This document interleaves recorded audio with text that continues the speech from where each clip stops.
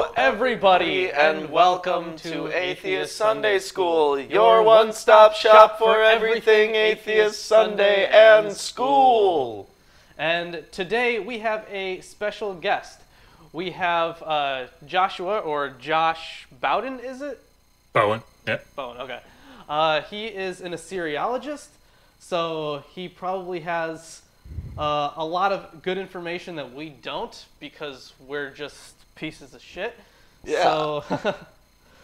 So today we are beginning Judges, and before we hop into Judges, Josh, your channel, Digital Hammurabi, I think that's pretty clever. Yeah, I like it. So tell us about your channel. What kind of stuff do you do on your channel? Your little elevator speech. Yeah, the name came from my wife. Actually, she wrote a course syllabus and up at Hopkins, and she called it Digital Hammurabi because it's about bringing ancient Near Eastern texts into the digital age. So, yeah, and that's sort of what we do. We try to make sort of esoteric things like Akkadian and Sumerian and Hebrew from the Old Testament, Aramaic, and all this other stuff that it seems like only the elite could know and understand, and try to make them accessible. So I teach one of the things I do is teach a Sumerian grammar course, which seems like something that who could do that, who could take Sumerian, but actually anybody can. That's cool. So yeah, we have daily data that we put out Monday through Friday, where we take a tidbit from the ancient Near East and try to explain it. So how statues of deities, actually became the deity. We have a video about that. I just did a whole series on textual criticism of the Old and New Testaments. So that was fun. So yeah, the big thing that we're trying to do is we have a Patreon that we set up, where we are raising money to send a PhD student on a summer research project. So all the money that's given there is given right to the PhD students. It's expensive getting a PhD. So yeah, I'm just really happy to be here. Appreciate you guys having me on, and hopefully I can add something to the discussion. I am sure you can. And Yeah. Thank you for coming on, because we very rarely have experts here. Like, we had Richard Carrier in studio once, and he was on the show a different time, and But wasn't he drunk both times? probably, but Yeah. so were we. We also had Landon on, but he's an astronomer, so he's an expert in that. No offense, Landon, we love you. But I don't think he has a PhD in like ancient history or anything. Yeah, and when it comes to Judges, I don't really know much about Judges. Yeah, so to actually. my understanding, Judges were kind of like warrior warrior kings. Mhm. Like, is that accurate? Is there a better description of the Judges? Oh, we can't hear you. We're not getting audio. Yeah. I hold on. did just change something. God damn it, Chris. It's making a chirping noise. I want it to be... See? Is it me? It's probably me. No, it's us. All right, Chris try made a again. mistake. Just say some stuff. Test 1 2. Okay. Sorry, going All right, back into my military days. Don't change anything, Chris. It's so... You gotta hear it, man. I can't... It's okay. All right. It's really bad. Yeah, and obviously today we're totally not sponsored by Clear Mountain Dew, the Mountain Dew that is clear. Or water from some Niagara? Huh. Okay. Yeah. Sorry. Anyways, go on about the Judges before Chris messes with anything again. Yeah, so I mean, Joshua, is going to die out, and there's this sort of interim period where in between Joshua and the monarchy being established in Israel, and the people should be listening to Yahweh and should be doing, following his precepts and his rules according to the narrative, but they don't, and so they fall under the domination Oh, yeah, we of got a sub. the Canaanites that they should have driven out, or the Hivites, or the Jebusites, or whatever. And God raises up in their despair raises up these judges, like you say, I think warrior kings, warrior rulers is probably a really good way to describe it. But, and the people follow that warrior leader until he dies, and then they fall back into worshiping the Baals and the other gods. So yeah, I think that's a good description. So is this like a cultural thing? Because we know other cities in the area were explicitly named after like warrior heroes. So is this some attempt to redefine the standard of like the tribes, or? Well, I think the way I kind of view this is that just like so many other things, it's kind of like an after the fact, an ad hoc explanation. Mm-hmm. Yeah. So that's kind of how I view it. But I do like some of their stories. Before this, I read one of the stories we're going over today. The first or the second judge, Ehud or whatever? Mm-hmm. Yeah. I liked his story. I thought it was very entertaining. And I have high hopes for the other ones. I think we took up the slot for the 100-point show here, guys. Oh, yeah, we did take up the slot for the 100-point show. Damn. I have it all. Whatever. We could play the 100-point show if you want. Nah, it's okay. No. Nobody has any good questions. Right, I didn't have What's any. the point of the 100-point show? Yeah, whatever. I know, it's supposed to be bad questions. But another thing, I think the audio problem seems fixed. I just checked. I don't know. It's not tinny anymore. Hooray. I prayed about it, so I must have taken care of it. I'm sure that was... It was a direct result of your prayer, and that alone. Obviously, I mean, correlation is causation, as we all know. Yeah, well, actually, when David Hume defines causation for his causal determinism, he essentially just says if something consistently correlates over time, you can say it's a cause. But you can't. But that's the definition well, it's of a extraordinarily cause. difficult to actually, because of how the scientific method works, to establish that something is outright, absolutely a cause of something. I mean, if we were to go with, Hume's method, then, because there's a graph that shows, Nick Cage movies, and then, a date of, some sort of catastrophe, that keeps happening again, and they line up perfectly, but you wouldn't say that one is causing the other. Well, you could say that Guys. The director of the Nick Cage movies... You're gonna get into, quantum entanglement and shit here. Give up. ...knows that the a events deep rabbit hole. are going to happen, and is warning people because they know that Nick Cage has an audience. Oh, man. All right. Anyways. Well, let's get started here. Let's get started. I have the King James Version of the Bible. I have the English Standard Version. Who wants to read first? We're going to have Ruben read first. You sure? Yeah.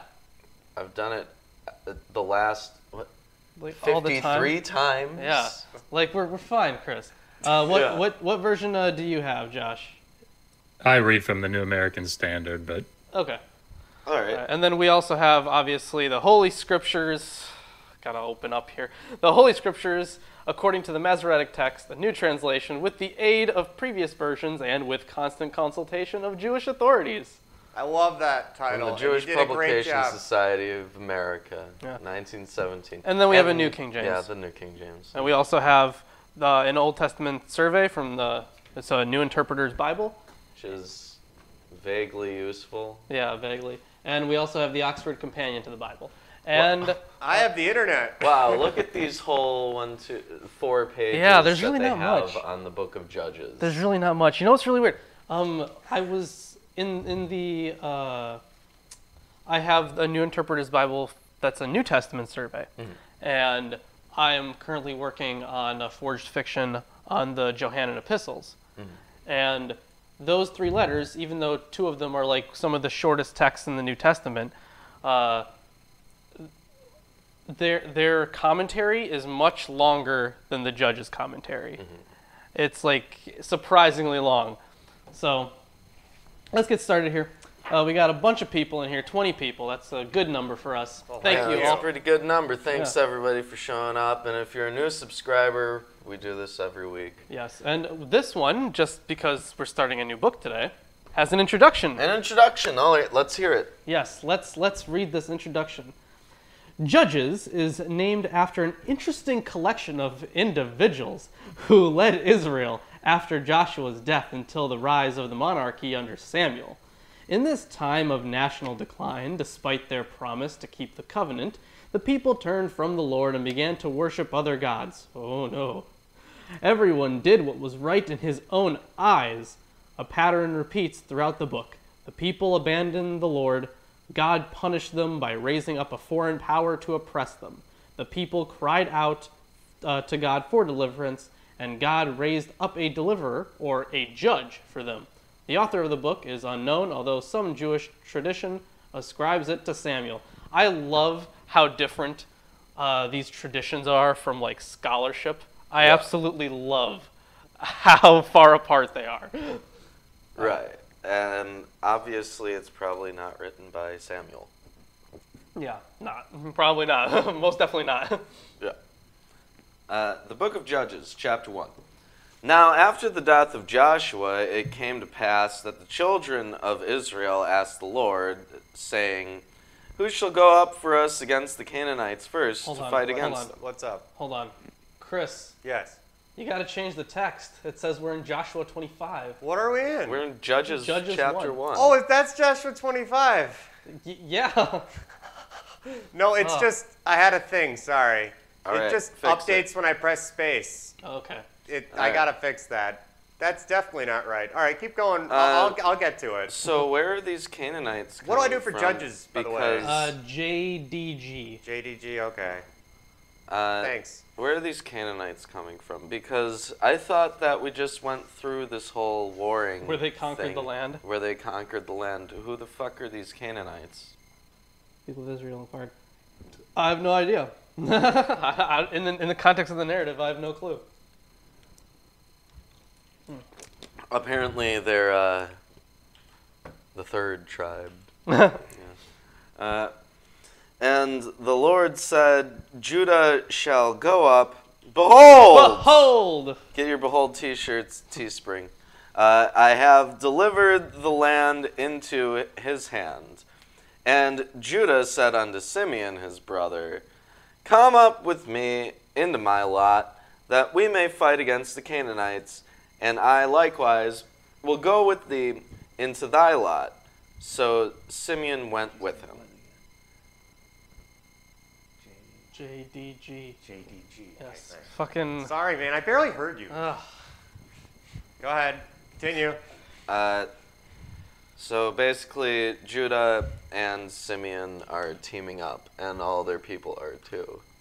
And Judah went up, and the Lord delivered the Canaanites and the Perizzites into their hands, and they slew of them in Bezek 10,000 men. Bezek. So I don't know. think I don't know. it's I don't know shit listed- about Bezek. How about our guests? Yeah, I think most of the cities that they're going to be dealing with here are down sort of in the southern part of the hill country. So, Although I am going to have some commentary once we are. I mean, I'm going to have commentary throughout this, through a lot of this, but I'm going to have even more commentary once we get through the first chapter. So, let's continue on. So 10,000 men. Specifically men, not women and children. And they found Adoni-Bezek in Bezek, and they fought against him, and they slew the Canaanites and the Perizzites, but Adoni-Bezek fled, and they pursued after him and caught him and cut off his thumbs and his great toes. That's never happened before. No, it has not. Although, an interesting story from history that is almost like this. It's really not, but it's almost. I think it was during the reign of Merneptah, after the Libyan War, I think. Thanks, Chris Douglas, for $2. Yes, thank you, Chris Douglas. Thank you. You were saying? Yeah, after the Libyan War, in order to have like a count of the casualties, he cut off the hands of the circumcised and the dicks of the uncircumcised. That's a true story from history. Why did he do that? I don't. He wanted to tally it, and that's apparently how he did it. That's terrifying. Well, that's reasonable. So Adoni Bezek, is this Adonai Bezek? Does that mean the Lord of Bezek, or are they implying that they're literally fighting a god, or because Adonai is the name of God? Yeah. Yeah, I mean, it just means that it's the ruler of Bezek. It's debated whether that was actually his name, but I suspect it was just his title. Adon just means Lord in Hebrew, so like what you're referring to, Adonai is what they used to pronounce Yahweh as, because it was a respectful title that they could say. Yeah. Excellent. They still do in Jewish temples. Indeed. So they cut off his thumbs and great toes, probably having to do with, dehumanizing, because what makes us different than a lot of animals is that we have I don't know about that. Don't mumble so much. And what don't did mumble. you even say? I mean, one of the things that it does is it makes it so that you can't eat normally because you don't have the opposing thumb to be able to pick food up. Yeah. And you can't stand normally. And so what ends up happening is, and you'll see it here in the text, I think it's, they end up eating almost like a dog because they can't grab food. But Yeah, he was saying it was dehumanizing, I think. Yeah. Yes, that's what I said. No one could hear you. Don't mumble. Yeah, you mumble a lot. Okay. sorry. No. It's Not you, Ruben, not you, mumbles a lot. Ruben. I've never had a complaint from the audience before. Now, the children of Judah had... Wait, no. No, you're at 7. No. And Adonai Bezek said, 70 kings, having their thumbs and their great toes cut off, gathered their meat under my table. As I have done, so God hath requited me. And they brought him to Jerusalem, and there he died. So apparently they did that to him because he did that to other people? I'm so confused. So They gathered their meat under his table, meaning, like he said, they eat like dogs. Yeah. And then he died. Yeah. He died. I mean, they do that abruptly a lot. So, would that be acceptable under the commandments of... That is, no. Well, under hold on, I gotta sneeze. I think it's in that weird like limbo state where we're not sure if you're gonna sneeze. Yeah. Anyways, well, there's nothing under the 10 Commandments, Right. but under the law, I have no idea. We just read the law. I know, but I don't remember. There were 613 of them. Okay. Yeah. That's fair. Now the children of Judah had fought against Jerusalem and had taken it and smitten it with the edge of the sword and set the city on fire. And afterward the children of Judah went down to fight against the Canaanites that dwelt in the mountain and in the south and in the valley. And Judah went against the Canaanites that dwelt in Hebron. Now the name of Hebron before was Kirjatharba, and they slew Sheshai and Ahiman and Talmai. And from thence he went against the inhabitants of Debir, and in the name of Debir before was Kirjath Sefer. So what's Kirjath or Kiryath mean? I have no idea. I think it's just Aramaic for city. Okay, so the city of, probably something like that. Yeah, Arba is 4 and Sefer is book.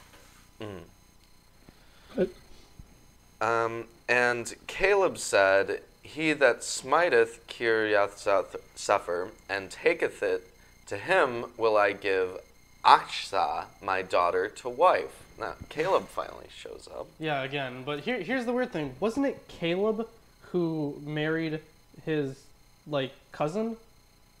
I think, or was it somebody else? No, because Caleb, we almost heard nothing about Caleb. Yeah, there was I don't think somebody it was. else that, It was one of the other relatives that married their first cousin. It was they married their first cousin.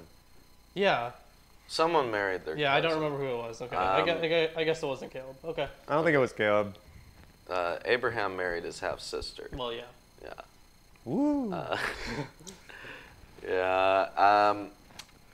So he's giving his daughter as a prize for winning a battle. And Othniel, the son of Kenaz, Caleb's younger brother, took it, and he gave him Achsah, his daughter, to wife. So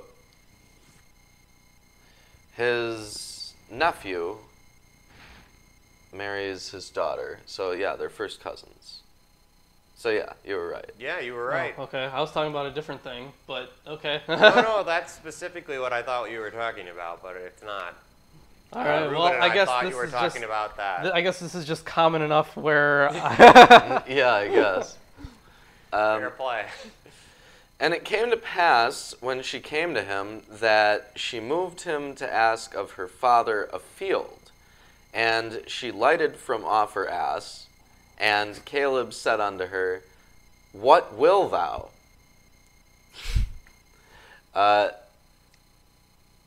It's like will, like W-I-L-T, right? So it would. It's not like what will you do? What verse?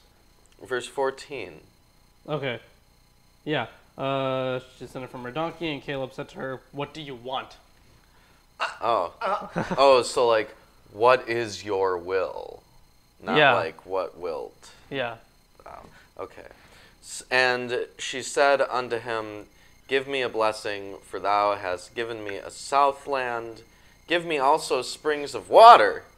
And Caleb gave her the upper springs and the nether springs. And That's nice. That's nice of him. why even mention it? It's And the children of the Kenite, Moses' father-in-law, went up out of the city of palm trees, and the children of Judah into the wilderness of Judah, which lieth in the south of Arad.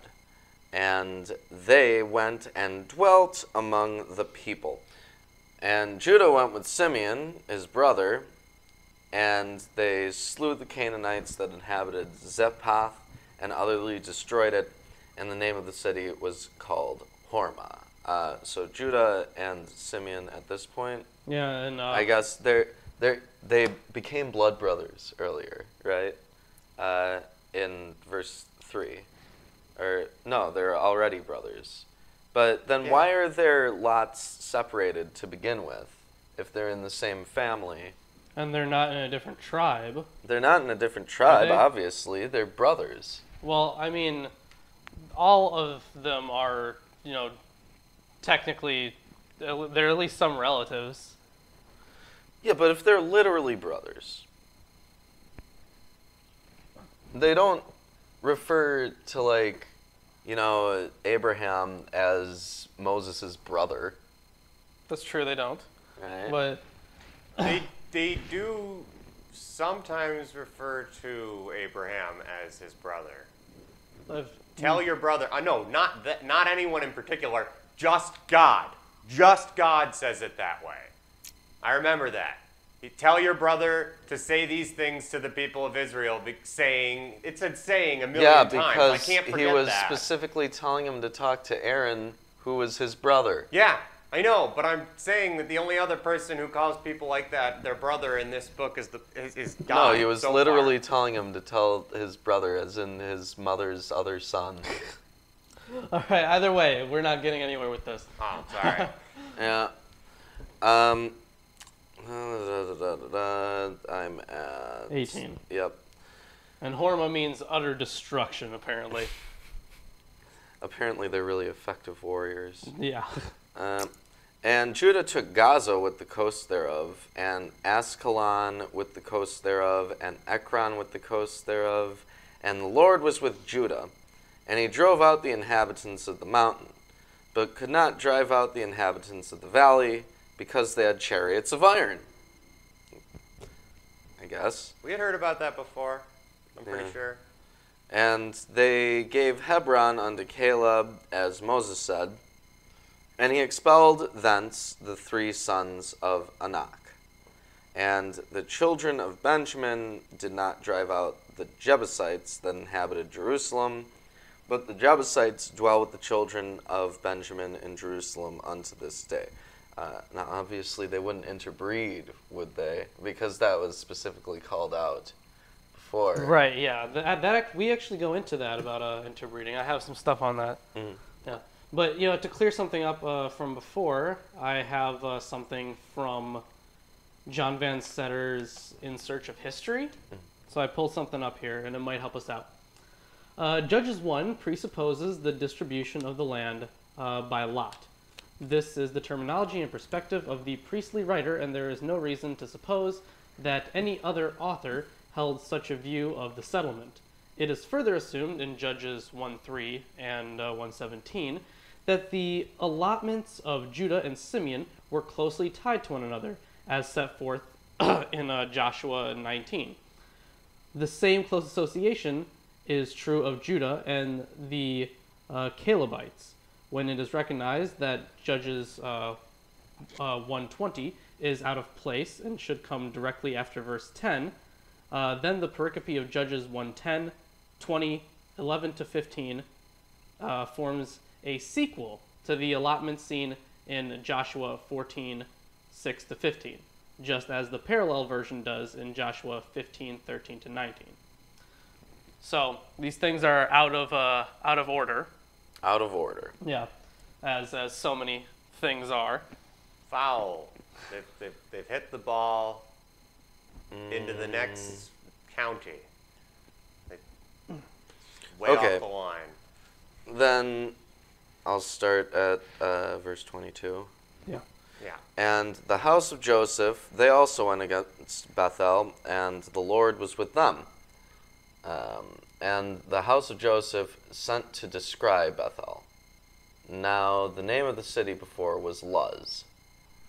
And sent to descry. What, does that just mean rename? Scouted. Yeah. Right. It says scouted. Mine says scouted. Yours says, Like the spies thing.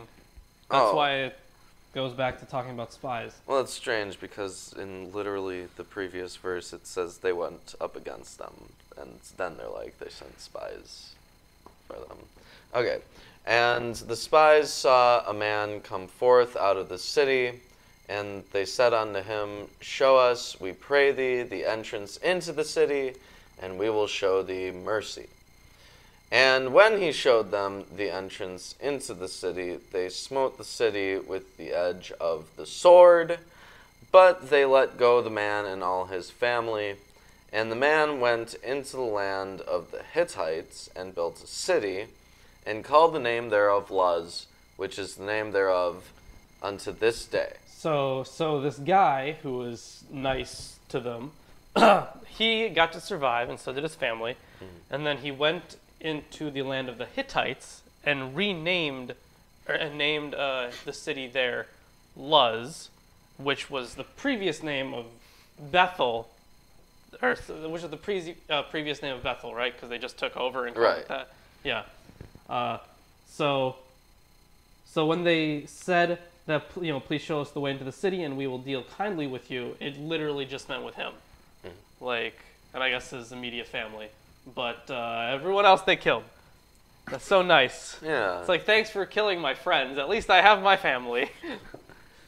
Neither did Manasseh, not the tribe the- or the the half-tribe, yeah. but just Manasseh, drive out the inhabitants of Beth-shean and her towns, nor Ta'anach and her towns. Now this, in verse 27, it says Ta'anach. Is that a different word with a different meaning than the Tanakh, that is the Hebrew text? Yeah, I mean, the Tanakh is a, what do you call it? It's the Torah, the Nevi'im, and the Ketuvim. So the first letters of three different words put together. This has an ayin in it, so Ta'anach. But they sound really similar, and they look pretty similar in English. All right.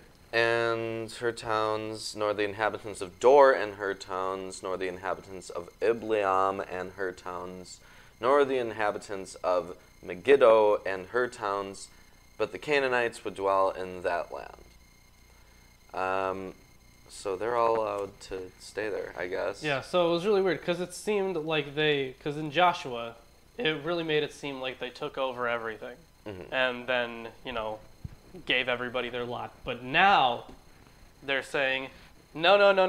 There are some cities that have been completely untouched.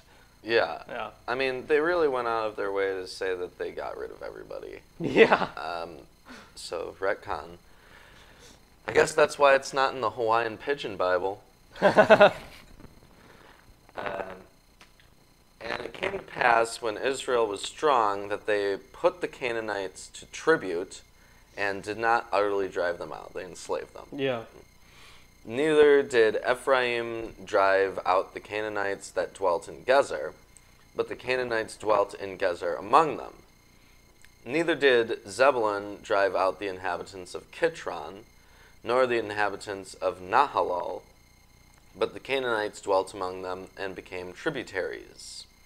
Neither did Asher drive out the inhabitants of Akro, nor the inhabitants of Zidon, nor of Alab, nor of Achzib, nor of Helba, nor of Aphik, nor of Rehob, but the Asherites dwelt among the Canaanites, the inhabitants of the land, for they did not drive them out.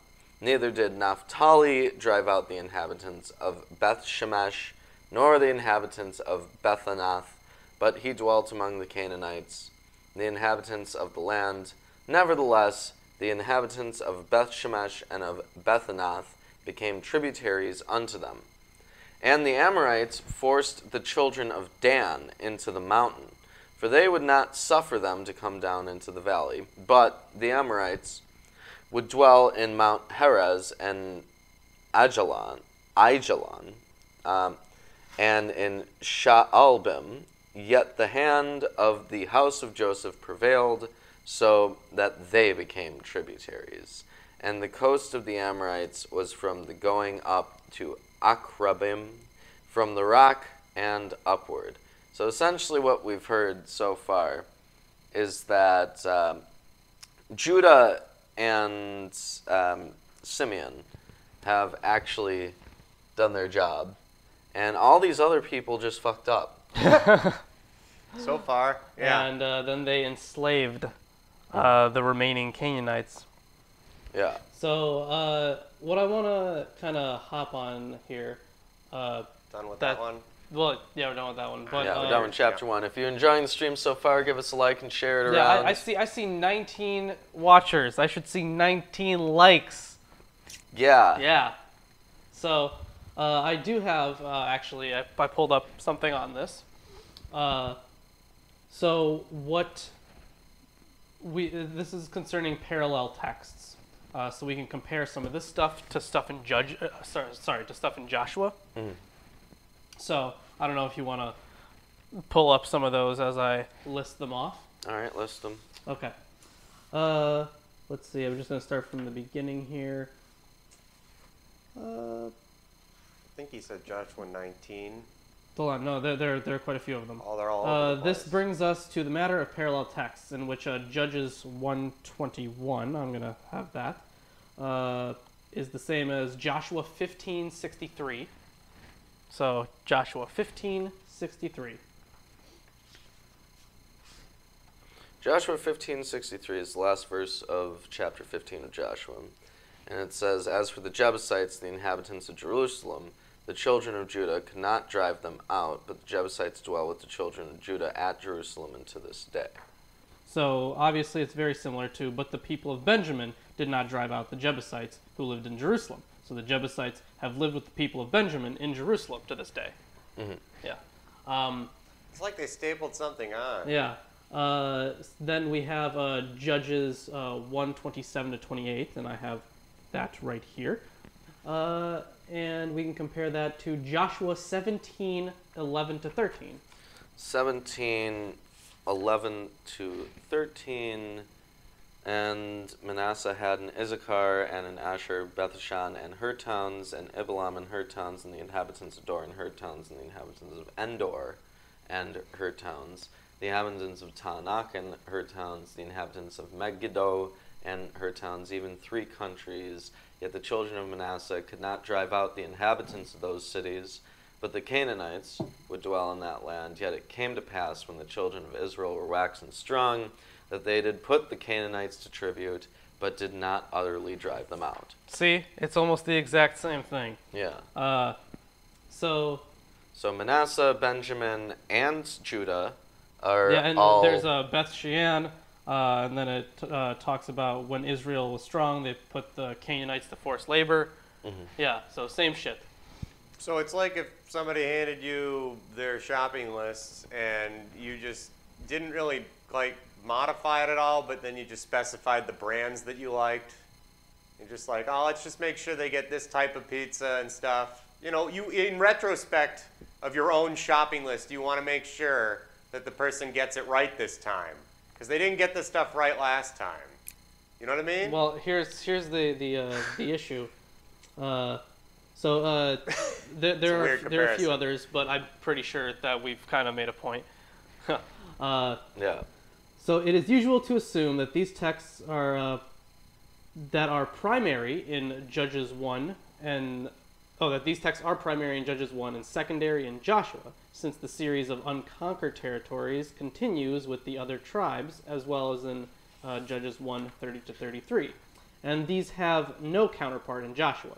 Yet in Joshua 13:13, we find a similar qualification that the eastern tribes, quote, did not drive out the Geshurites and the Maccathites, but Jesher and Maccath dwell in the midst of Israel to this day.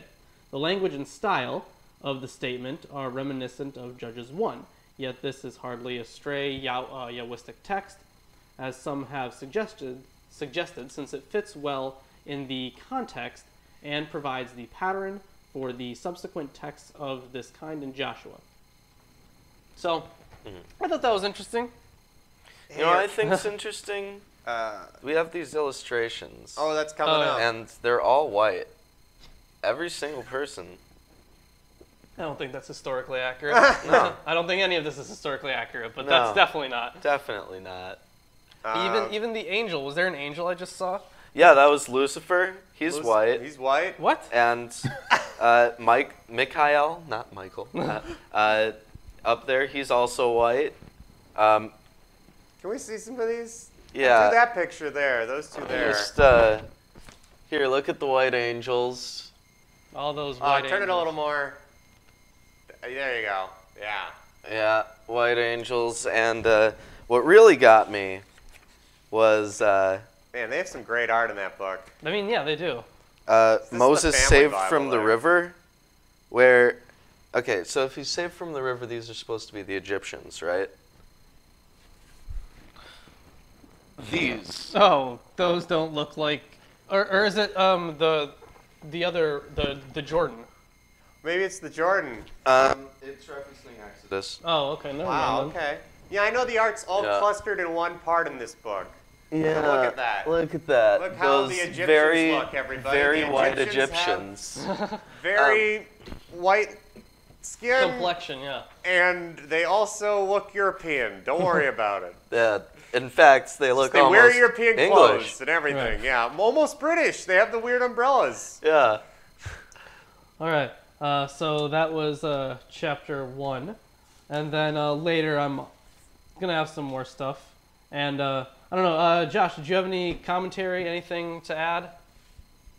Oh, no, I mean, I think you feel guys free are covering to- it really well. I mean, it just sets the stage for, I mean, I think the big thing that people have problems with, of course, you've touched on, how is it that the things that the cities and the people groups that we've seen in Joshua that have been utterly destroyed and placed under the ban, how are they back?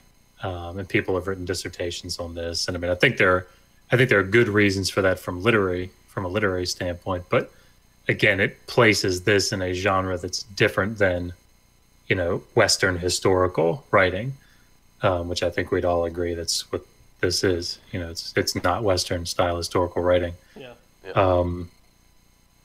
Yeah, and I mean, I think the other difficulty that you see in the text is, why is it that if Yahweh is with them, iron chariots stop them? You know what I mean? oh, Yahweh can't defeat iron chariots, right? I mean, it's an interesting thing, and of course, you guys know from the text, there's going to be rationale for that from the writer or from the school of writer standpoint of why it is that happened. It's not Yahweh's fault, but the text seems to say that it is. So because iron is evil. You know what's really weird? In like every kind of supernatural like movie or show or whatever, it seems that iron works against ghosts and other demonic things. So that doesn't make any sense now. No, it doesn't make any sense. I mean, none of it ever made sense, but you know what I mean. Yeah, way to destroy the canon. Thanks, guys. Anyways, next chapter. Who's reading this one? I am going to be reading this one. Okay. Yeah. And Josh, feel free to put an input wherever you want. Cool. Yeah. Do you want to read chapter 3? Well, yeah. Do you want to read chapter 3? Sure. Okay.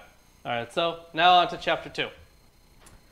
Now the angel of the Lord went up from Gilgal to Bochim, and he said, I brought you up from Egypt and brought you into the land that I swore to give your fathers. I said, I will never break my covenant with you, and you shall make no covenant with the inhabitants of this land.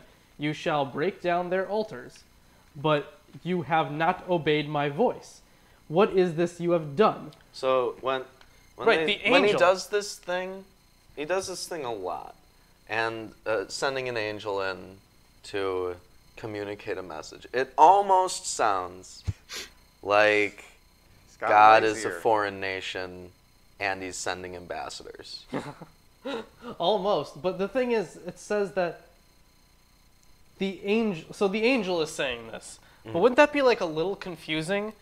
Like if you picture yourself talking to an angel. Well, the angel speaks for God. Right, but the angel isn't equivalent to God. Well, maybe it is. I mean, it isn't until later that we really get the sense that angels have a concept of self, right? Like, really, they're just oh man, we're not getting into the metaphysics. A body that God throws somewhere, and essentially they have a walkie-talkie for a voice box. And that's what they are, right? Yeah, they're a puppet. They're literally a puppet for God, yes. Yeah, they haven't been used for anything else so far.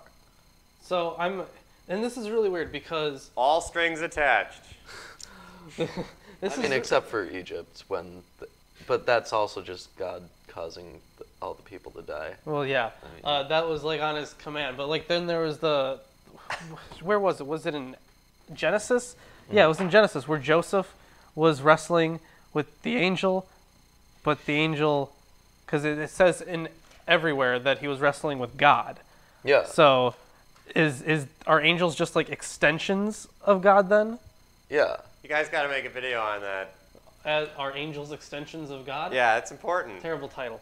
Yeah, we'll work on it. Work on your title, but yeah. Well, if you believe the Catholics, then there's like a whole huge hierarchy of angels that isn't detailed anywhere in the Bible. Right.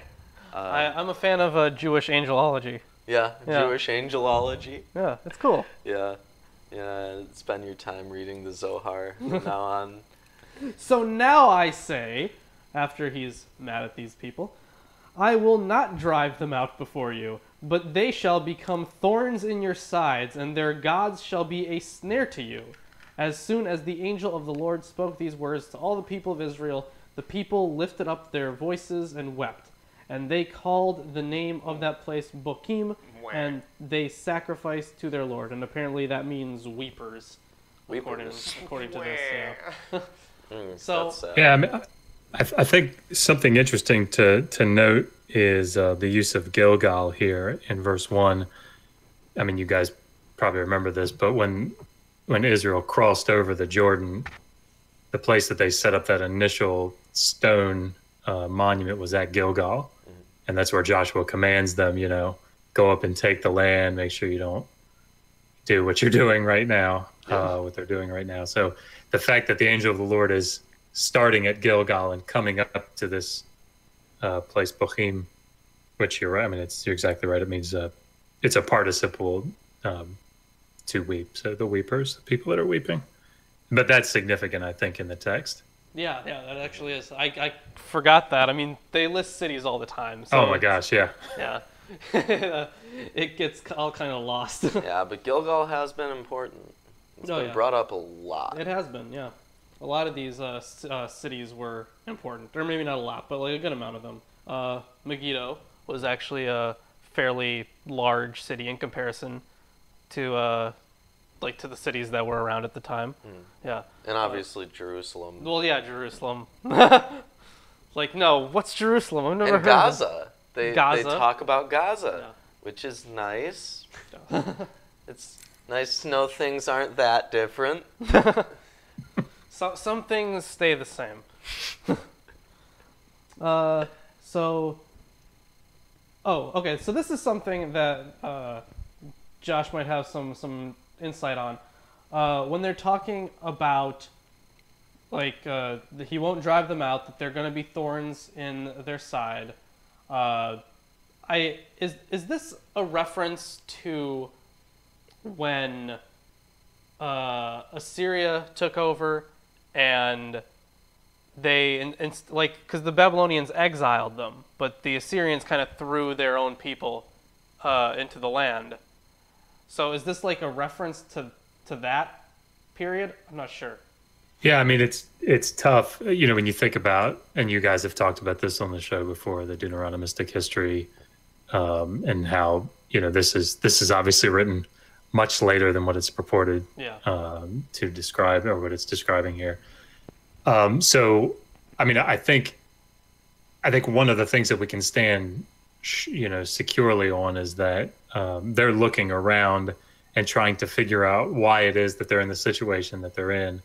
And if God had promised to do these things, why is it that these people remain with him? Well, it's got to be Israel's fault. It can't be Yahweh's fault. Whether they're referring specifically to that relocation that the Assyrians did, I don't know. I mean, it very well may be that. Of course, that type of intermingling, when you get to Ezra and you have the people coming back from captivity, and there's this intermarriage that's taken place, and I mean, it's a theme. There's no question, it's a theme. So, yeah. All right, let us continue here. Oh, wait, hold on. What are you doing? That's interesting.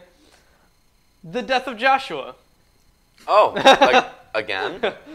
No way. Yep. Dude All came right. back to die again? This is how the Bible was written. Okay. So Jesus wasn't the first guy to die twice in the Bible. Nice. He didn't die twice. One of the times he ascended. Oh, That's totally different. And Joshua also didn't have a father. Oh. Because he was the son of Nun. Sorry, that was lame. That's nice. Good one. Yeah. This whole time, I was thinking Nun was like a guy. You're a fucking idiot, Chris. No, it's just none. Oh my god. They okay. have bad names for all my of these God. people except like Dan, alright? I don't Oh know my God. if Nun is like N-U-U-N and it's a name or something. I don't know. I feel like Chris is legitimately thinking Yeah. that Joshua had no father. Yeah. Fucking idiot. All right. No, it's a virgin birth. When Joshua dismissed the people, the people of Israel went each to his inheritance to take possession of the land. And the people served the Lord all the days of Joshua and all the days of the elders who outlived Joshua, who had seen all the great work the Lord had done for Israel. And Joshua, the son of Nun, the servant of the Lord, died at the age of 110 years. Are they implying that Joshua or Nun is the servant of the Lord? I think Nun. Oh yeah, nobody serves the Lord. The son of Nun, the servant of Yeah, the Lord. I think Nun. Yeah. But he also... But they don't mention Nun being a servant of the Lord, really. They mention Joshua being a servant of the Lord. Sure, but I don't know. Well, maybe Nun was a good guy. And they buried him within the boundaries of his inheritance in Timnath Heres in the hill country of Ephraim, north of the mountain of Gash, And all that generation also were gathered to their fathers, and there arose another generation after them who did not know the Lord or the work that he had done for Israel. How? Because nobody told them. No, yeah. Nobody. Let's just not mention, slavery or traveling or taking all these cities. Let's just pretend that we've always been here. I mean, that's kind of how it is now if you think about it. Yeah, pretty much. Well, I mean, our history classes in high school never really mentioned the Native Americans, right? What are you talking about? Of course they did. Rubbed it in our faces. Really? Because there are a lot of Native American tribes around here. We live in Wisconsin. We had a lecture about Native Americans once in my class. The streets in this area are all named after tribes. Yeah. So yes, of course. Well, in my classes, we had one lecture once about them, and then we never really brought them up again. I think even we also never covered the Korean War. Or actually, I don't remember covering the Korean War. Oh my gosh, the Iroquois and stuff. Yeah, everything's around here. All right. Anyways, we're getting way off base. It's fun. It's fun. But what's interesting is I'll pull up some of this stuff at the end of this chapter, but there are 2 introductions to Judges, and there are also 2 epilogues. Yeah. So that's just a really neat thing that we don't really see much of. Is it like a choose-your-own-adventure? Like you get a good ending and a bad ending? It could be. We could turn it into that. Yeah, okay. Let's continue here. And obviously, chapter 2 is the second introduction. Hooray! Okay. And the people of Israel did what was evil in the sight of the Lord and served the Baals. And it says that in plural, so I'm assuming this says Baalim. Oh, okay. I don't know the difference between that, but probably I'm guessing it just means the people of Baal. The Baalim is the plural. That's how you say im. You put im on the end of something in Hebrew to make it plural. Oh, yeah. Okay. So, because Baal is just a title, right? But they had a lot of titles. So I never understand the purpose of having so many titles that really mean the same thing. Because welcome to diverse cultures. Well, I think it's obvious that they're talking about worshiping foreign gods. Right. But because Baal, I don't remember if that means Lord or master or something.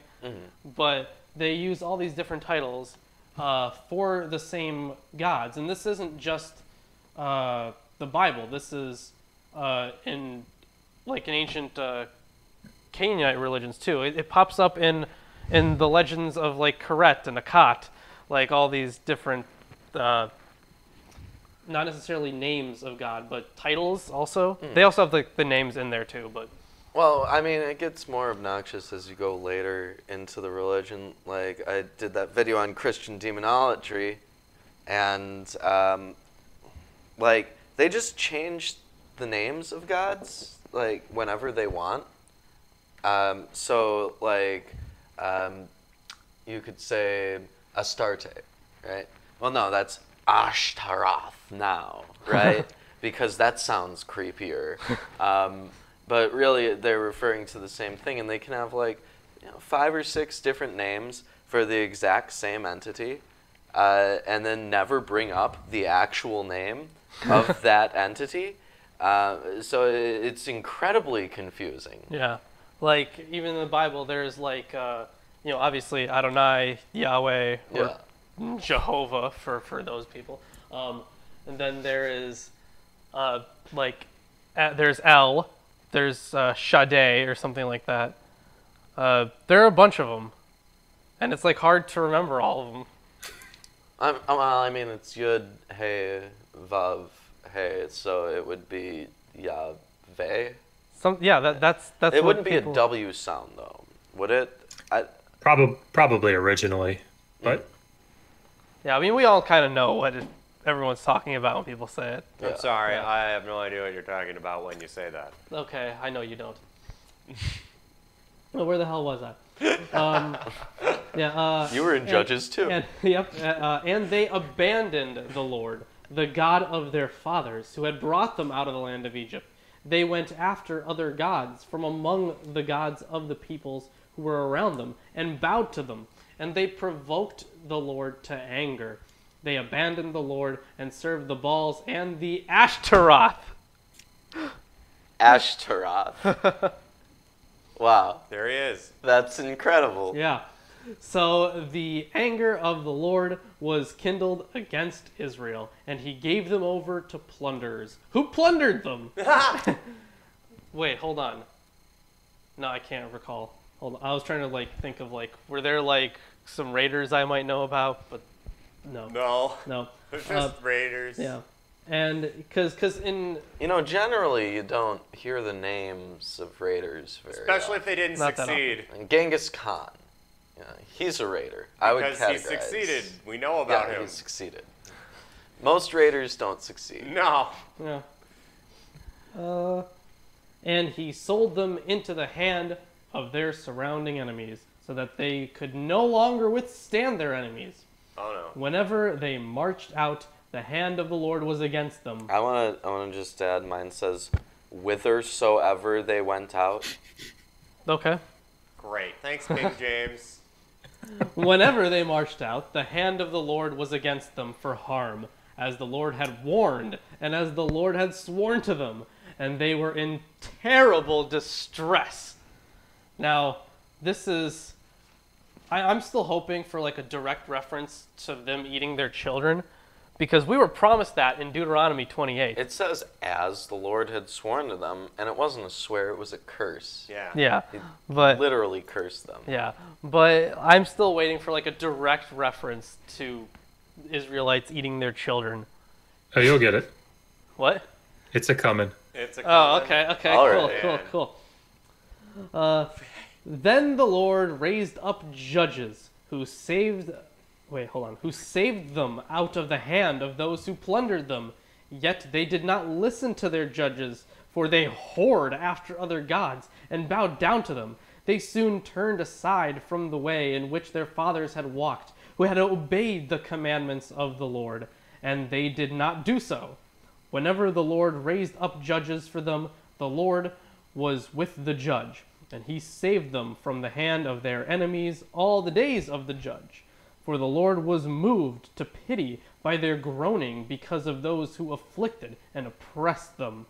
But whenever the judge died, they turned back and were more corrupt than their fathers, going after other gods, serving them, and bowing to them. They did not drop any of their practices or their stubborn ways. So the anger of the Lord was kindled against Israel. He said, "Because this people have transgressed my covenant that I commanded their fathers, and have not obeyed my voice, I will no longer drive out before them any of the nations that Joshua left when he died, in order to test Israel by them, whether they will take care to walk in the way of the Lord as their fathers did or not." So the Lord left those nations, not driving them out quickly, and he did not give them into the hand of Joshua. So these are all the fundamental tenets of nationalism, right? Oh yeah, no, definitely. I mean, it's just straight up, you must remember your heritage, and if you forget your history, you will be completely destroyed. And, I mean, at least something of consequence happens where he outright says that he's not going to help him anymore to fight anyone. In fact, he is sending those other people against you. Yeah. What a nice guy. So What a great God. at this point, they really have no reason to worship him because now he's literally sending people to attack them. Yeah. And This is an excuse. I mean, that is... not on their side. I mean, why else would you worship, what was originally a war god? Well, hold on. Have they been attacked before, or have they just been on the aggressive this whole time? No, they haven't been attacked I don't before. think they've been attacked before. Right. Well, I mean, they tried to curse him with Balaam, That I mean, didn't the go last over guys well. that Didn't go followed very them well because God died. said that He wouldn't help anyone to attack him, and now that's done. Man, God is inconsistent. Yeah, Yeah. I think this is the God meets the narrative as opposed to the narrative suiting the God. But it's like in the Star Wars expanded universe. Luke Skywalker always acts like Luke Skywalker. But this God changes his mind constantly. It's not a consistent character in any way. Which is really weird, because I forget the verse, but it says that God is unchanging. He is the same yesterday, today, and tomorrow. Yeah, and that you can't add or subtract even a word from the text. Yes, God is the ultimate hypocrite. That didn't work over. That didn't go over well. Yeah. So I think the next 6 verses, which is just the beginning of chapter 3, I think those next 6 verses are actually from chapter 1 to the end of those to the end of that would be the conclusion of the second introduction. All right. Yeah. Well, So we can hop into that pretty shortly here. But if you guys are enjoying the stream, drop a like and definitely check out the links in the description for Facebook and Twitter, Patreon too. Yeah. Jonah Epstein's translation has chieftains instead of judges. Well, that is interesting. And wow, Chris, I am now seeing the little like, share, subs with a $sign Yeah. in the back. Nice. It doesn't look good if it doesn't have 4 characters. I guess. I tried it other ways. All right. Anyways. Anyways, if you're liking the stream so I far, already did that. I said that already. yeah, share it with Here, I'll do it again. all your friends There you and go. family, and it up. neighbors, countrymen, Ex-girlfriends. ex-girlfriends, ex-wives. We have very few females in our audience. Yeah. Could always use more. We can always use more, even if they don't want anything to do with you. If you're convinced you can communicate with your pets, please Yeah. tell them about our show. Thank you. Yeah. So let's get into chapter 3, and I guess we'll just leave it to Joshua. Yeah. Sounds good. Now these are the nations which the Lord left to test Israel by them, that is, all who had not experienced any of the wars of Canaan, only in order that the generations of the sons of Israel might be taught war, those who had not experienced it formerly. And whenever you guys want me to stop, just jump in. All right. These nations are the 5 lords of the Philistines, and all the Canaanites, and the Sidonians, and the Hivites who lived in Mount Lebanon, from Mount Baal Hermon as far as Lebo Hamath. They were for testing Israel, to find out if they would obey the commandments of the Lord, which he had commanded their fathers through Moses. The sons of Israel lived among the Canaanites, the Hittites, the Amorites, the Perizzites, the Hivites, and the Jebusites. And they took their daughters for themselves as wives, and gave their own daughters to their sons, and served their gods. So that's the end of that introduction Yeah. segment that you mentioned. Now, after that, it goes into, more wrongdoings, right? Yeah, after this, we actually get to the exciting parts of the narrative. This exists. Right. I'm impressed. I was told this book had 0 exciting narratives. Oh, wow. But all the people that they name here, at least they're being consistent now, right? Yeah. These are all But, people we're but extremely inconsistent in the rationale for why they were left, right? I mean, Oh yeah. Yeah. first it's because they couldn't physically do it because of the iron chariots. Then it became, well, they sinned, and so that's why they're not driven out. And now God's saying, well, actually, I really want to make sure that all the people that didn't fight in the Canaanite wars are actually equipped to fight militarily, so that's why I'm leaving them in. So it's like almost Orwellian, like war is peace, where you have to consistently force the people to do war with each other so that they'll be prepared to do war with each other, which they will only have to do because they're being commanded to do war with each other. I get it. So because God hardened Pharaoh's heart 10 times that day. Everyone has to be in constant war. That's it. That's the whole reason, guys. And so they're like the Sith, right? Yeah. Because the Sith are like, the conflict will make you strong. But so I want to read a little bit about the double prologue. Mm-hmm. So the prologue to Judges consists of 2 parts, 1:1 to 2:5 and 2:6 to 3:6. The first section reads like a list of conquests and failures as the Israelites attempt to consolidate their settlement in the land. One of the accepted teachings of the 20th century was that this unit preserves some ancient traditions which, given its given its confession of failures, provide a more reliable conquest account than the book of Joshua. According to this view, it had been inserted between Joshua and Judges for the sake of preservation. Notice, for instance, we already want some repetitions. The intervening material interrupts the natural flow of the story. One of the consequences of this view was that 1:1 to 2:5 was not seen to be an integral part of the book of Judges, but rather a collection of old fragments of tradition tacked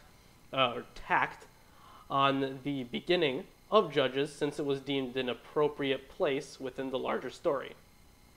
Judges 2:6 to 3:6 is commonly thought to be a purposefully composed introduction to the book.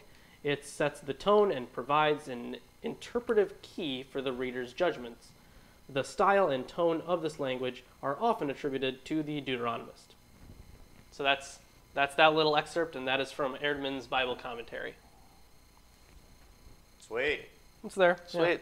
Yeah. So we can. I think we can move on. Yeah, we can move on. What? We can move on. I thought there was some neat No, it's stuff fine. here. It's fine. It's just hilarious how much we can interpret 3 lines that are, it's just another intro. The second intro. Oh, yeah. Let's interpret that. Yeah, fun. All right. Yeah, please continue. All right. Verse 7. The sons of Israel did what was evil in the sight of the Lord, and forgot the Lord their God, and served the Baals and the Ashtaroth.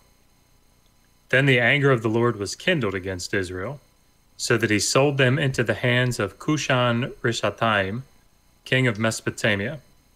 And the sons of Israel served Cushan-Rishathaim 8 years. Now, when they say the Ashtaroth, mine says the groves.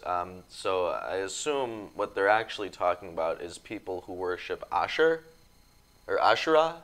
Asherah, because she was always represented as like as a tree, right? Yeah. But if they're not, then who are they referring to? I don't know. Right. But I haven't seen them referred to in that way before. In fact, yeah, no, me neither. What they've usually just said is to burn down the trees, right? No, burn down the Asherahs. Yeah. Yeah. Oh, yeah, they were sacred poles. There we go. Sacred poles. They were sacred poles. Poles. Yeah. So like totem poles? Kinda. Oh, that's cool. Neato. I want an Asherah pole. Get one then. Yeah. I'll go to Home Depot. That's where you get Asherahs. Well, where did they say that they were living? I'll go there. Okay. I'll get it from there. Okay. Anyways. Sweet deal. Keep going. When the sons of Israel cried to the Lord raised up a deliverer for the sons of Israel to deliver them, Othniel the son of Kenaz, Caleb's younger brother. The Spirit of the Lord came upon him, and he judged Israel. When he went out to war, the Lord gave Cushan-Rishathaim, king of Mesopotamia, into his hand, so that he prevailed over Cushan-Rishathaim. Then the land had rest 40 years, and Othniel the son of Kenaz died. So was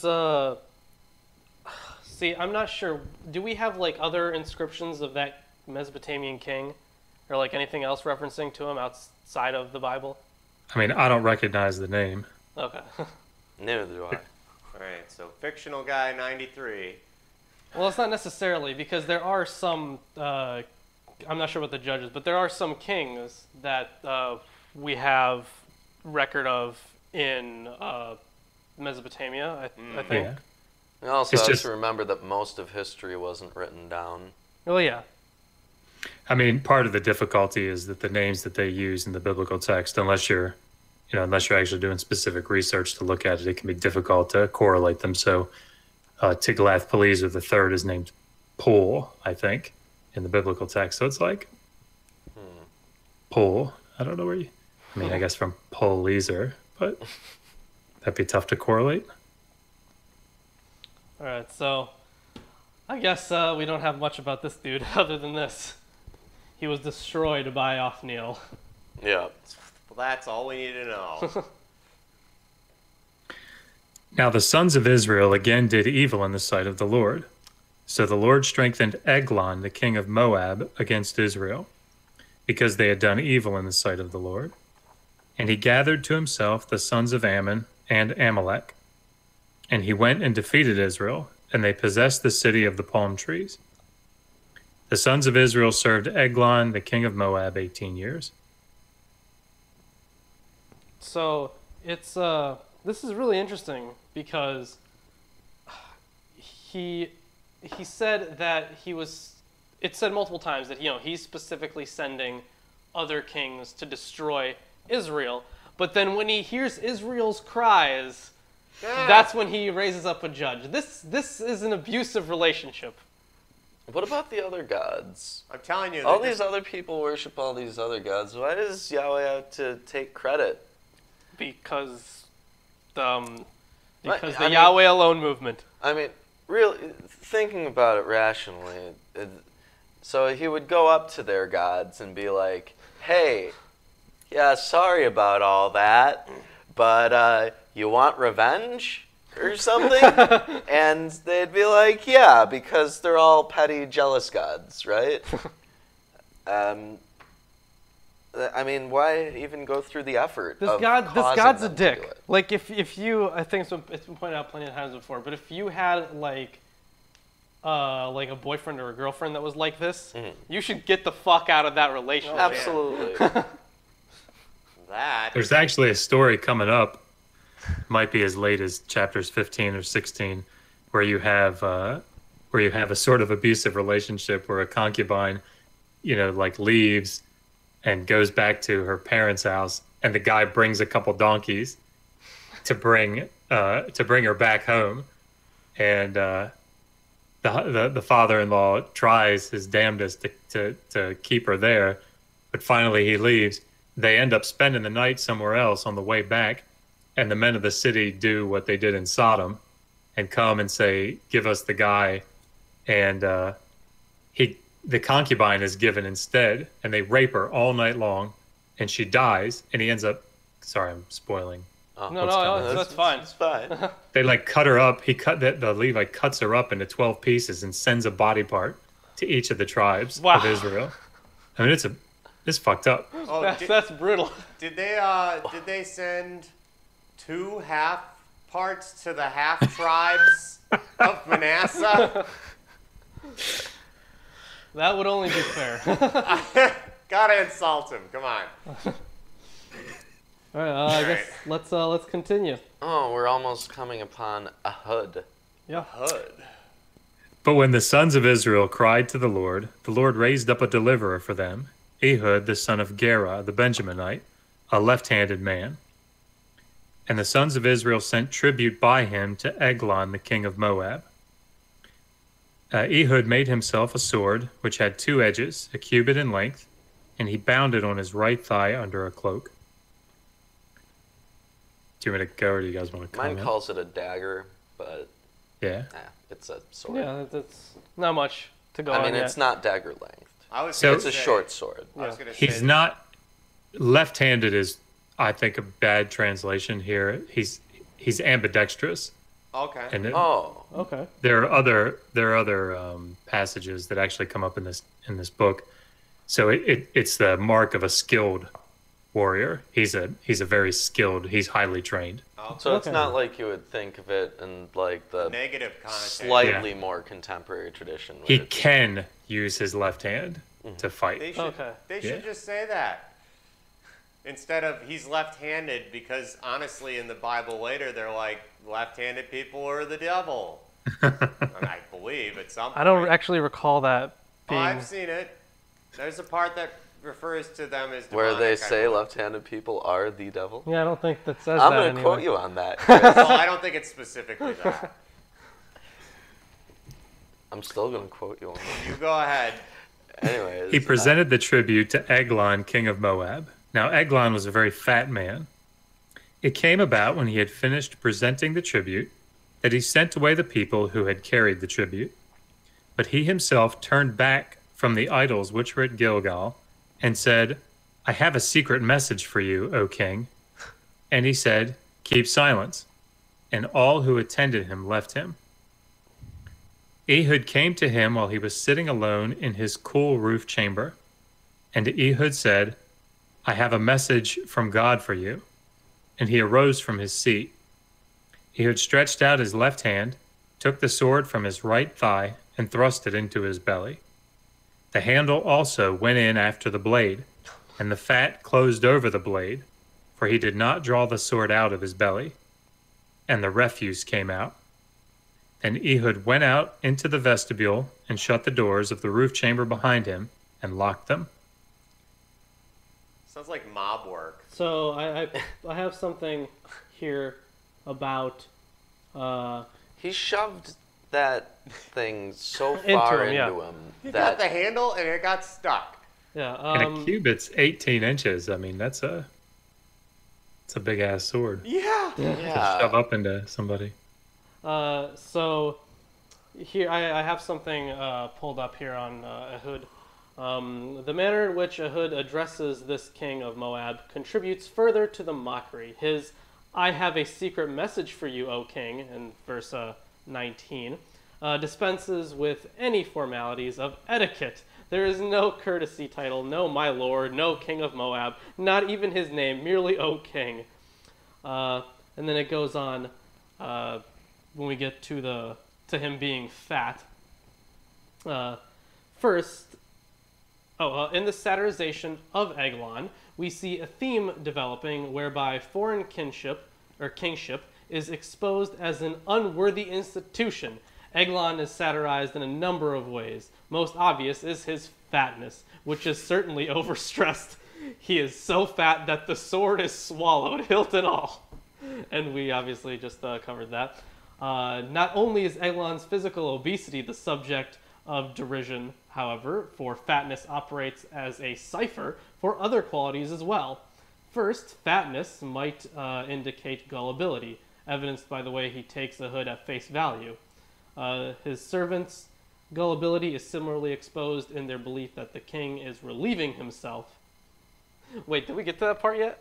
No. No. Oh shit. Oh, we gotta Okay. go there. Okay, keep going. I gotta Keep hear going. this. Come on, what's up with that? This is good. But also, mine doesn't call it a roof chamber. Mine calls it a summer parlor.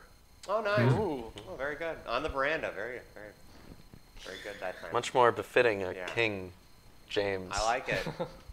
Castle-y. All right. All right, let's continue here. When he had gone out, his servants came and looked, and behold, Behold! Behold! Behold. the doors of the roof chamber were locked. And they said, he is only relieving himself in the cool room. They waited until they became anxious. But behold, Behold! Behold. he did not open the doors of the roof chamber. Therefore they took the key and opened them. And behold, Behold! We got it. their master had fallen to the floor dead. Oh. Bummer. You know, that was not difficult. You know, he's just that like, it? nah, he's just taking a shit. Don't worry about it. Yeah. Or, Oh. Or he's relieving himself. Oh no. We got. Course. Is that the end of the chapter? There. no, No. we got a little bit left Okay, here. let's hear Yeah. more of Now Ehud escaped while they were delaying, and he passed by the idols and escaped to Sirah. It came about when he had arrived that he blew the trumpet in the hill country of Ephraim. And the sons of Israel went down with him from the hill country, and he was in front of them. He said to them, "Pursue them, for the Lord has given your enemies, the Moabites, into your hands." So they went down after him and seized the fords of the Jordan opposite Moab, and did not allow anyone to cross. Now mine has a different implication. Mine says, he said unto them, "Follow after me." So, like, from what you're reading, it would sound like he's like, "Hey, go kill this guy," and they did it. But from here, it's like, "I'm going to lead you into battle, and we're going to take him down." I see. Man, translations are fun. Yeah. It's a totally different implication. Yeah. They struck down at that time about 10,000 Moabites, all robust and valiant men, and no one escaped. So Moab was subdued that day under the hand of Israel, and the land was undisturbed for 80 years. All right, hold on. You guys do some stuff here. My mic seems to be dead. All right. Lawrence's Well, mic. it's dying, so get new batteries. Lawrence's mic is dying, Here, so come here, buddy. you have one more verse in there? I do. Okay, just do that and we'll talk. After him came Shamgar, the son of Anat, who struck down 600 Philistines with an ox goad, and he also saved Israel. Well, that's a strange tag to just throw on the end of something. Like, they've got like a whole story built up, and then they're just like, well, then there was this guy who's killed 600 dudes with an ox thing. A goad? What's an ox goad? Turn on to. I mean, an ox goad is one of the pricks. It's like a long pole. Yeah, like one of the electric things that they have now, but obviously not electric. A prod. So he killed 600 people with that, and that's just thrown on the end. Yeah, exactly. It is thrown on the end. It seems like something that was added later. Yeah, it was. I came across that when reading. It's an interesting number, I think, because I'm just trying to remember. I think doesn't Samson kill 600 with the jawbone of an ass? I don't remember how many he kills. It's coming up in. Yeah, I that story is, well, it's the whole Samson story. Samson and Delilah is fun story. Yeah. You know, if it were me, I wouldn't have been in that situation at all. Yeah, Ruben, that's how that works. But I definitely wouldn't have told anyone that my magic powers came from the length of my hair. You wouldn't want people knowing that. Yeah, like, first of all, even if... Could you imagine how strong I would be? We're good on 3, right? But that was it. you give the information to her, and then she can betray you. But even if she doesn't, that's still information out there that can be taken from her. Yeah. It's not a smart idea. Samson was an idiot. Yeah, they took away his smartness because he was so strong. I guess that's why they emphasize his strength, because there's not much else. Yeah, I was saying that exactly. All right, so that was chapter 3, and that was all the chapters for today. I think we got a lot of good stuff covered. Yeah. So he was obvious. What his name, Eglon? He was. People thought he was doing something else. Now, I want to believe that it's masturbating. I want to believe that they believed he was masturbating. You can believe that. Okay. I'm giving you permission. Thanks. It's kind of a cool motif. Sorry, just to throw one little thing in. There's a story, an Akkadian story from the first millennium that's called The Poor Man of Nippur. And actually, there's a video, we summarize it on the channel. But it's about a guy that gets revenge on a mayor of the city of Nippur. But one of the things that he does is he beats him and then leaves, and then he comes back pretending to be a physician. And he says the mayor's got all these bruises all over him, and he says, I can fix all your bruises, but I can only do it in a secret place. Let's go into a back room. And the mayor, okay. So they go into back, and it's a very common motif, this whole thing about like tricking somebody to get him into a back room to kick the shit out of him. Mm-hmm. And he it's a funny story, and it reminds me of that when I read this. Yeah. A lot of good motifs. Yeah, that's a fun one. These ones, I don't know. These characters are much smaller characters than we usually deal with. Oh yeah, definitely. Yeah, which I think is a good sign, because at least we're not dealing with like, oh, Moses, he was so great, for another few chapters, I hope. Until Jesus. Yeah, because a lot of the Jesus stuff comes from the Moses tradition. Mm-hmm. Yay. Yeah, I mean, we go to Samuel after Judges, but for the time being... No, after Judges, it's Ruth. Mine has Samuel. What? Really? Because Ruth is really short. Ruth is really short. I skipped over it entirely. Yeah. Yeah. On here, it's literally one-page flip. Yeah, and I figured out why Ruth is like stuck in the middle of the Deuteronomistic history. Mm-hmm. It's because I think there's like a genealogy or something, or like a listing of kings, and David's in there, so they place it like earlier, but because of a reference to a different king, we know that it was written later. So it's just interesting, but that's why they stick it in the middle there. Mm. Yeah. And they open in Ruth with during the period of the Judges, right. There was a man for me for a time, so. If I remember correctly, Samson's, like, when he does the lion thing, he literally takes the lion's jaws and tears them apart, and then uses the jawbone to kill people. Yeah. How strong would you have to be? Fairly strong, yeah. Yeah, but I mean, like, literally how strong would you have to be? Several... I'm sure we can science that. No, He'd probably have to be able to bench 220. 220, more than that. Yeah. Kilos. Come on, guys. Kilos. He's got to be able to do at least 20 push-ups. Yeah, right, yeah. He needs to be able to at least walk up and down a set of 12 stairs. Dude, that is... Wow. I don't know if people could do that. That's hard, guys. All right. So that is it for today.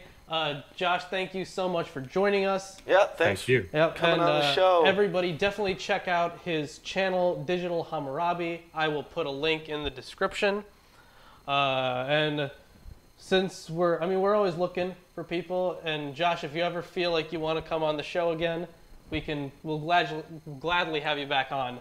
I'd love to come back. Thank you very much. I really appreciate you guys having me. Yeah, it's a lot of fun. It was fun. Yeah, and everyone, go check out his channel. I know Lawrence said to. I just did that.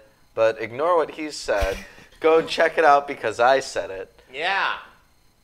I mean, whatever. And other than that, definitely check us out on Facebook and Twitter. MilwaukeeAtheist.com. MilwaukeeAtheist.com. You can get our T-shirts. All links are in the description, and Patreon if you want to support the show. Beyond the show. Or beyond the show, depending. You can be on the show if you donate $50 or $50 more. $50 or more gets you on the show. If you donate $10,000, we give you a high five. That's right. Personally, at some point in the future. At some point. Yeah. It has to be like more than once. Yeah. Though. It's got to be a consistent $10,000 I think our offer is month. only applicable in this hemisphere and the lower ones except for Antarctica. Yeah, Can't go there. In the U.S. Landon we'll told say me. in the U.S. Landon told me that flights to Antarctica cost a lot of money. Yeah. Yeah. If your $10,000 a month doesn't cover us, We can't do it. we're not doing it. Yeah. Yeah. All right. All right.